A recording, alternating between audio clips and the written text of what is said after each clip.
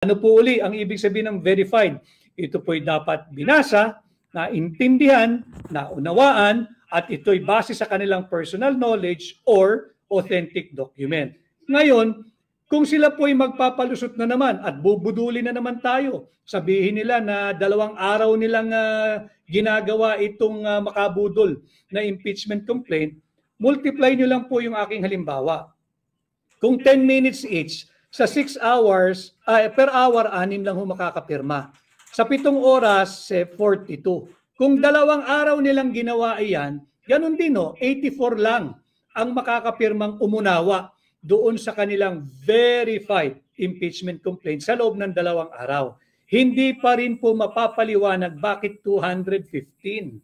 Ngayon, kung sabihin po natin na speed read nga po sila, magagaling sila, matatalino at henyo sapagkat sila lang ang nakakasagot ng 3 plus blank is equal to 6.325 trillion. Pagbigyan na rin po natin sila rito.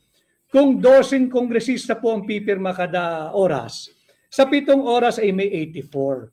Kung 2 araw nilang trinabaho yan, 168 congressmen lamang po ang makakapirma. Sa 2 araw na yan, 168. Saan galing?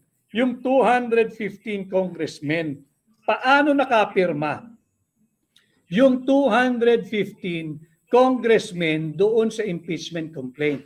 Kung imposible na makapirma ang 215 sa 2 araw, higit pong imposible na makapirma yung 215 sa loob ng 1 araw, sa loob ng 7 oras na wala na pong break. Kaya sinasabi natin na talagang kulang, mali at hindi na naman naaayon sa ating saligang batas itong verified impeachment complaint.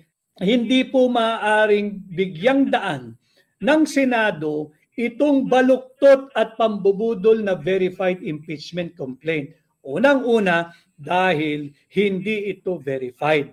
Tingnan po ninyo yung last 2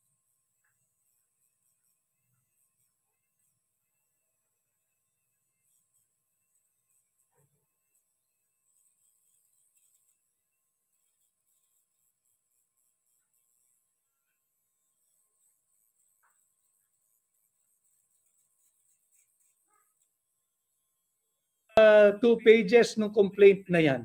Pinirmahan lang nila at ang inattest lamang dyan ng Secretary General ng House of Representatives ay humarap sa kanya yung 215 congressmen and women at pumirma sa araw na yon. Pero hindi sinasabi doon na sila ay pumipirma at pinagbibintangan ang pangalawang Pangulo base sa kanilang personal knowledge or based on authentic document.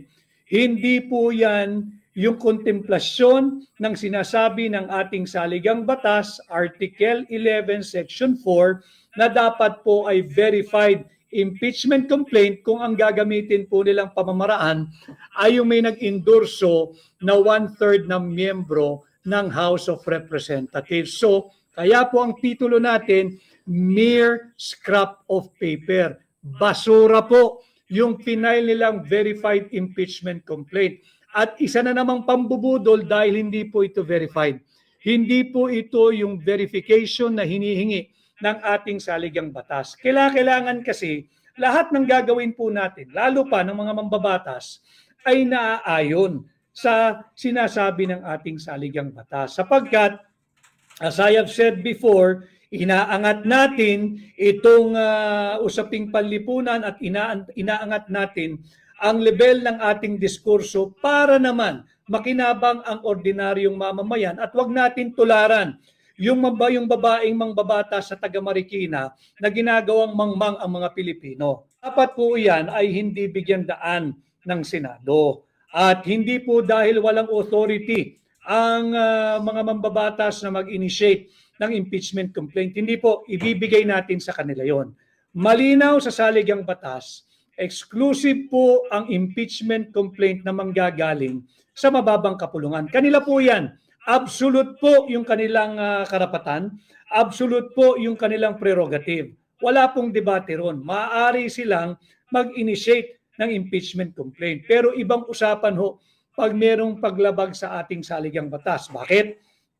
Hindi ho pwedeng mas mataas ang kapangyarihan ng mababang kapulungan sa ating saligang batas. Doon po sa mga abogado at law student at yung biyasa sa ating mga batas, meron po tayong kasabihan at desisyon ng Korte Suprema na the spring cannot rise above the source. Hindi ho pwedeng mas mataas ang panggagalingan ng kapangyarihan ng House of Representatives kesa sa kung saan nanggagaling ang kanyang karapatan at kapangyarihan. Yan po ang ating saligang batas. Ito po ay para maunawaan ninyo na ito pong ginawa nila ay pangbubudol na naman.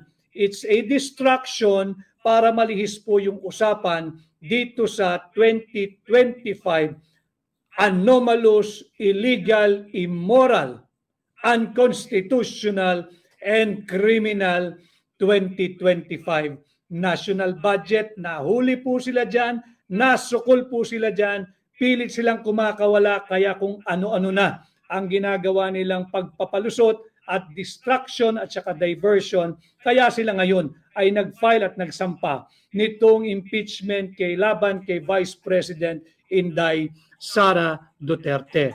Attorney Vic, pakibantayan po COMELEC bago na naman po inappoint, baka maluto po ang butuhan. Huwag po tayong masisiraan ng loob. Basta pag tayo po ay nagsama-sama lahat at bumoto ng ating nasa puso at gusto, huwag po tayong magbakasyon sa araw-araw ng halalan. Maaga po tayong bumoto.